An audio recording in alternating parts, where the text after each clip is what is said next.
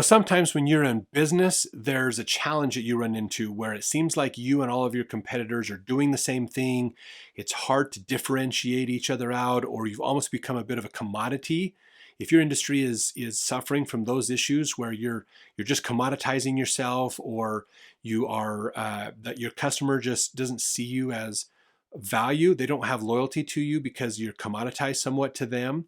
There's ways of getting around this. Or if you just want to really innovate against your competitors and do something radically different that can really improve your position in the marketplace, the book you want to read is called Blue Ocean Strategies.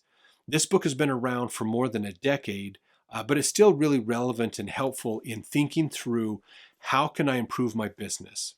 The concept of this book is to basically take the intersection of two different industries and how can I find a gap between them. So the classic example that the author uses in here about this is the concept of Cirque du Soleil. We're all pretty familiar with circuses, and especially if you were raised in the 80s or earlier, you know that you actually used to be able to go physically to a circus to see the sights, the sounds, the experience of a circus in person.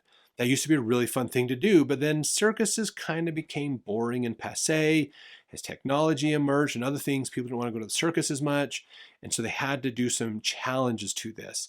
So Cirque du Soleil is a circus group that decided instead of doing these big tent tours, we're going to go right in between plays and circuses and make our own niche. And so that's what a blue ocean is finding that in-between niche that nobody else has been able to figure out to make you just revolutionize your industry and do something different.